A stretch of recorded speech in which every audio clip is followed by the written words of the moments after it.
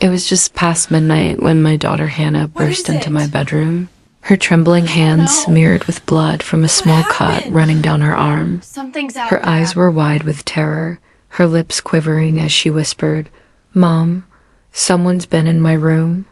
Watching me sleep. For a second, the world stopped. My heart froze in my chest. I grabbed the bedside lamp, my hands shaking, and instinctively reached for the small handgun my late husband had left behind. I could feel the cold metal against my palm as I whispered, "Stay here, Hannah."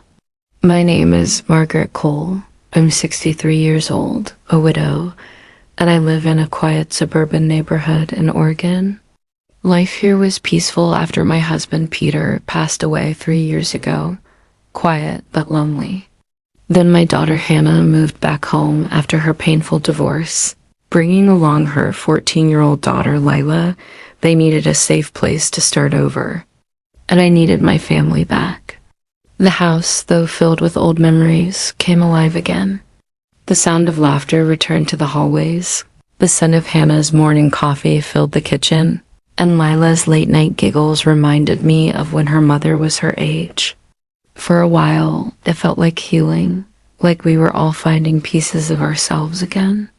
But sometimes peace hides danger in its silence. Life had been calm but heavy. Hannah was working long hours, trying to rebuild her life after the divorce. Her smile was brave, but her eyes often betrayed the exhaustion behind it. Lila, adjusting to a new school, had grown quieter too. She'd often tiptoe into my room at night and whisper, "Grandma, can I sleep here?" I never said no. That small house became our safe haven, or at least that's what I believed. One evening, Hannah and I sat at the kitchen table. The dim glow of the lamp reflected off the framed photos on the wall. Peter holding baby Hannah, our wedding day, Lila's first birthday. Hannah smiled tiredly and said, "Mom, I don't know what I would have done without you." I reached over and squeezed her hand. "You don't need to thank me," I said softly. "This is your home as much as it's mine." That night, as we locked up and turned off the lights, I remember feeling something rare, peace. For the first time in months, the air felt light. The neighborhood was quiet, the wind soft, and I fell asleep believing the world outside couldn't touch us here. But safety is an illusion. Just after midnight, I was jolted awake by the sound of hurried footsteps, light, desperate, and fast. The next thing I knew, Hannah was standing in the doorway, her face pale, her hand bleeding. "Mom," she gasped, "someone's been in my room." Her voice cracked like glass. I could see she wasn't imagining it. There was something raw, terrified, real in her tone. I rushed to her, pulling her into my arms. "You're okay. You're safe now." But even as I said it, I didn't believe it. Moments later, Lila stumbled into the room, rubbing her sleepy eyes. "Grandma, what's going on?" she murmured before freezing at the sight of the blood. I forced my voice to stay calm. "It's all right, sweetheart. Your mom just had a small accident. Go back to my room." But inside, my thoughts were spiraling. The silence in the house wasn't comforting anymore. It felt wrong. I opened the nightstand drawer and pulled out Peter's revolver. His words echoed in my mind. "If you ever feel something isn't right, trust that feeling." I told Hannah to take Lila to my room and lock the door. "No matter what you hear, don't open it." Her eyes filled with fear. "Mom, please, don't go out there alone." "I have to," I said. "If someone is in this house, I need to know." As they shut the door behind me, I was left standing alone in the dim hallway, gun in hand, every shadow stretching long across the floor. Each step felt like walking through thick silence. The old wooden floors creaked under my feet. The house felt different. When I reached Hannah's room, the door was half open, the way she had left it when she fled. I pushed it gently, my heart thundering in my ears. The window was slightly ajar, the curtain swaying from the cold night air. That's when I saw them, footprints, Dark, muddy footprints trailing from the window toward the closet. Too large to be Hannah's, too heavy to belong to a child. My chest tightened. Someone had been here. The closet door was half closed, just enough for a thin crack of darkness to show through. I raised the gun and whispered, "If anyone's in there, come out right now." Nothing. Just silence. I stepped closer. My hand shook, but my aim was steady. I said, "Come out." Still nothing. The coats hung still until one of them moved. Just slightly, as if something brushed against it.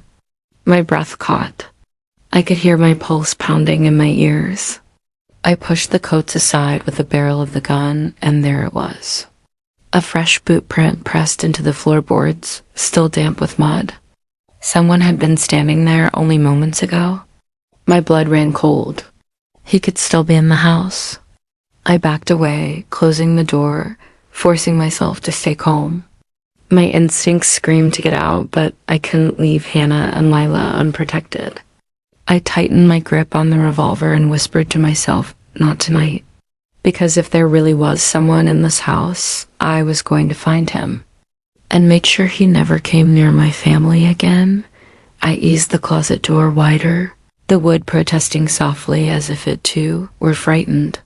The dark panel at the back of the closet gaped like a small mouth. I could see only a sliver of black beyond it, but I heard movement, the faint scrape of fabric, a tiny sound like someone shifting their weight. I swallowed and forced my breath to slow. "Come out now," I said again, louder, letting the cold metal of the gun steady my voice. "Come out, or I'll call the police right now." For a second, nothing happened. Then a muffled curse, the kind of animal sound a cornered thing makes, and the black figure began to crawl forward. He moved awkwardly, as if unused to pulling himself through narrow spaces. When he emerged, the light hit his face, and it was worse than I had imagined. Hollow cheeks, a filth-streaked jaw, eyes that darted where no sane eyes should, hungry, unmoored, too bright in the way of someone who had been living in other people's shadows. He smelled like damp soil and stale cigarettes. He looked smaller than I expected. Up close, fear made him look even more desperate. He had a knife clenched in his hand, the kind you buy cheap and keep for odd jobs. His fingers trembled. "Don't come any closer," I said, my voice steady despite the tremor in my hands. "Drop the knife." He laughed, a wet, humorless sound. "She's got such a pretty face," he said, tilting his head like a man noticing a pattern only he could see. "I just wanted to watch her sleep. Just once. She looked so peaceful." The words made my skin crawl. There was no remorse, only a warped pride, like he'd done something secret and triumphant. The gun felt colder now, heavier. I kept it leveled, finger on the trigger, though I had no intention of shooting unless my family's lives depended on it. "You're not taking another step," I said. The man seemed to realize, briefly, that his bravado was meaningless. His shoulders slumped. He swung the knife up in a useless gesture and then let it clatter to the floor as if even he didn't believe in the threat it represented. By then, the house was full of noise, that jagged mix of human panic and authority. Sirens had been getting closer, and through the thin walls I could hear officers coordinate on radios, their voices businesslike, clipped. The front door banged open with the force of emergency personnel, boots thudding on the porch. 2 officers moved into the room, weapons drawn, shouted orders I barely heard but understood. They told the man to lie down, and he did. Compliance washed over his face like relief. He didn't resist as they handcuffed him and hauled him out into the night, where the neighbors had already gathered in their pajamas. Whispers and bright phone screens painting the front lawn in a cereal glow. When it was over and the officers began to speak to me in the gentle, practiced tones they used for victims, I realized my legs were shaking. One brushed my arm and asked me to sit, to breathe.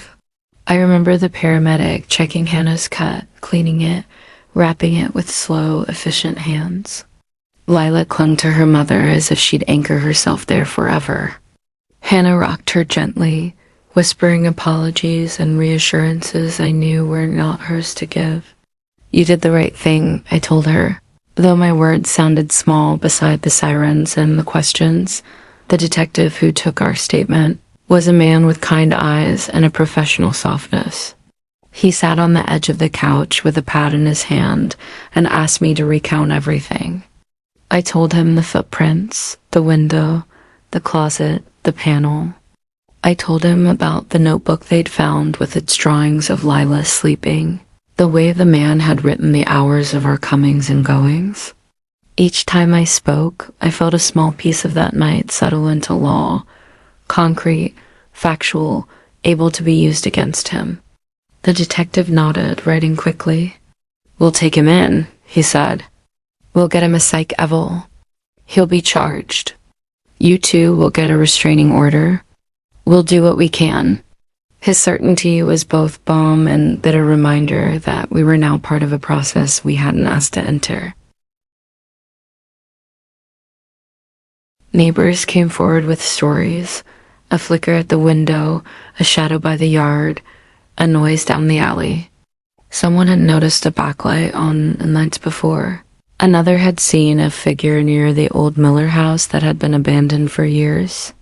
It turned out the man had been living in houses thrown open by neglect, slipping through boards and basements, finding places to breathe where others had left them. The police told us he'd been on their radar for petty trespasses and vagrancy, but never arrested for anything violent. That would change now. His notebook told a darker story. When the officers left, we sat in the wreckage of the living room, the clock on the mantel suddenly impossible in its mundane ticking. I made tea because making tea had always been a way to stitch the world back together. Hannah held Lila and let her do the talking in halting fragments. "He was in my closet," she repeated then. "He said he wanted to be close to her." The way she said her, it cut through me like wind on a winter's morning. Lila, who had always been brave in small ways, now sat with thumb in mouth, wide eyes asking questions adults don't have answers for. We closed the house up that day, like we were putting a Band-Aid over an open wound. Locks were changed, the window boarded, the crawl space sealed with screws and glue and a padlock that felt almost symbolic in its authority. The police gave us numbers to call at any hour. Neighboring households set up a watch, taking shifts to walk the block, check doors, watch lights. For the first week, no one slept more than an hour at a time. Every noise made our hearts leap. A car in the street, the neighbor's dog barking, the postal truck's rumble. We learned quickly how fragile the sense of safety is and how thoroughly it can be taken when you least expect it. But even as the adrenaline ebbed, something steadier took its place. Friends brought casseroles and coffee, church groups sent flowers and cards with trembling handwriting, and the children at Lila's school sent notes that they'd drawn, hearts and knives crossed through, promises of sleepovers and watchful eyes. Small kindnesses piled up like a rescue ladder. The detective called to say the man had been processed and charged. The judge ordered him held pending a psych assessment. After that call, a cautious sense of relief washed over me.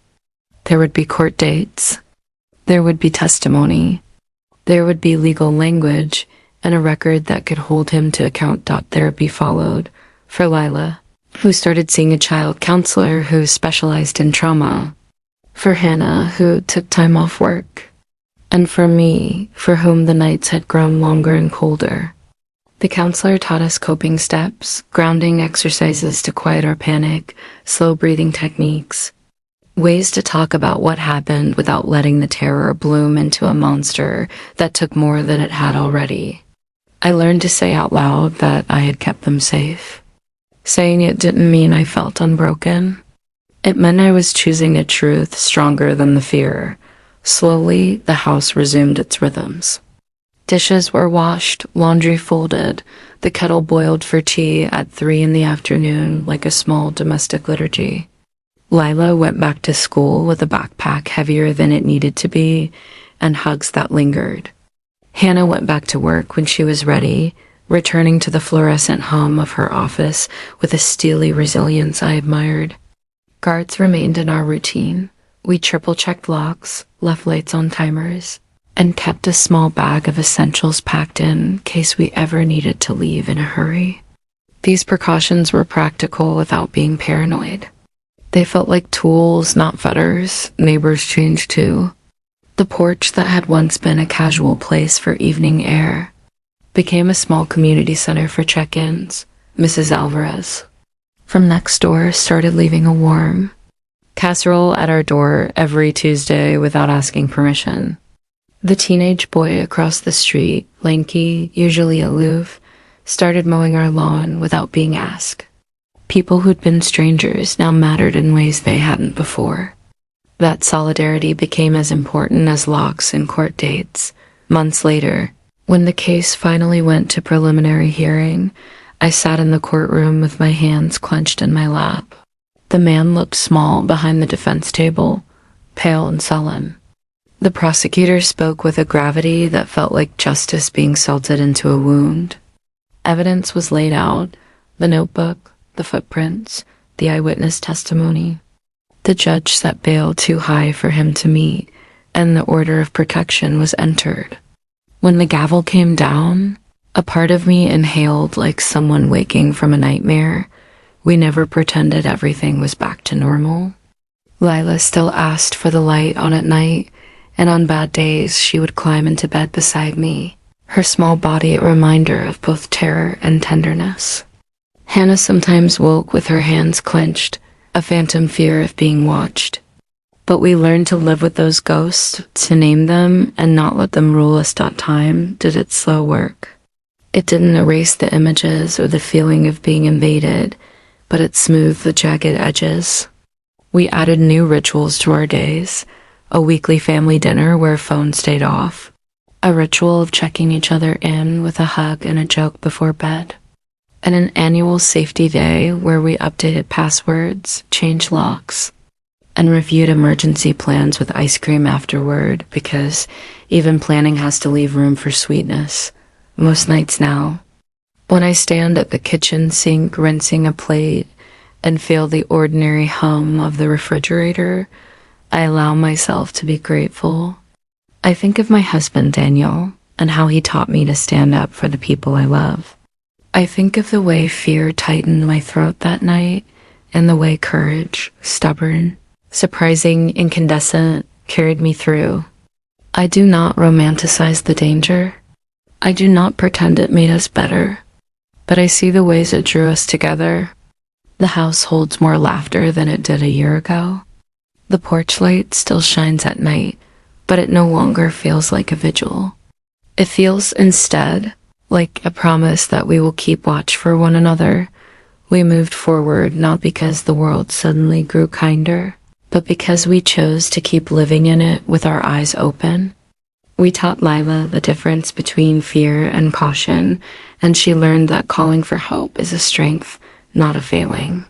Hannah and I learned it was okay to accept help, to let others hold us when we could not hold ourselves. And me, I learned that a grandmother's armor is not leather or steel, but the stubborn refusal to let anyone harm what you love. The intruder's name vanished into court records and police reports. His presence reduced to facts and legal filings. What remained, what mattered, was the household he had momentarily terrorized, and the family that refused to let that terror define them. Every morning, when I poured 2 cups of tea, hand one to Hannah, and watched Lila run to the bus with her backpack bouncing, I feel the small, fierce joy of being alive.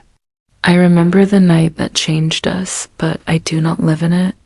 Instead, I live in the mornings after, the ordinary steady light of days rebuilt, and the knowledge that even when the dark comes, we are brave enough to face it together. Weeks passed, and though life began to move again, The shadow of that night lingered quietly in the corners of our home. The silence no longer screamed, but it still whispered. Every creak in the floorboards, every gust of wind brushing against the windows reminded me of how fragile peace truly is. Yet in that fragility, something powerful began to grow: resilience. Lila started therapy with a quiet determination that surprised even her counselor. She drew pictures of sunshine and windows, of herself standing taller than the dark shapes that once frightened her. She learned to breathe through her nightmares and talk about them in the daylight, stripping them of their power. One evening, she came to me and said, "Grandma, I'm not scared anymore. I know he's gone." I believed her. The strength in her small voice was the kind that only comes from surviving. Hannah found her own healing in motion. She started taking morning walks again, the same route she used to before everything changed. The first time she stepped outside alone, I watched from the window, my heart clenching. But when she returned, there was a softness in her smile, the kind of peace you only earn by facing what once broke you. We stopped locking ourselves inside our fear. The doors were still bolted, yes, but our hearts had opened again, as for me. I found comfort in the routines that once felt too ordinary to matter. I cooked breakfast every morning, even when no one was hungry. I tended the garden in the backyard, watching tiny green shoots push through the dirt like quiet reminders that growth always follows ruin. The nights were still long, but they no longer felt endless. The darkness had lost its teeth. When the court finally sentenced the man, 5 years for unlawful entry, stalking, and harassment, I sat in the back of the courtroom, my hands folded in my lap. He didn't look at me once. I didn't need him to. I wasn't there for vengeance. I was there for closure. The gavel came down, and it sounded like a door closing on a long nightmare. Justice didn't erase what happened, but it gave the pain somewhere to rest. Months later, the news ran a small story about him. He'd been transferred to a psychiatric facility for evaluation, diagnosed with severe delusions and paranoia. I didn't feel pity, but I didn't feel hate anymore either. Some people are broken in ways the world doesn't know how to fix. I only felt grateful that we'd been spared from the worst of what could have been.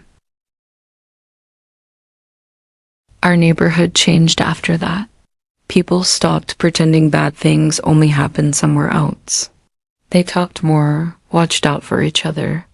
We created a community group chat, porch lights stayed on later, and no one ignored strange noises anymore. From the wreckage of fear, something like unity had grown.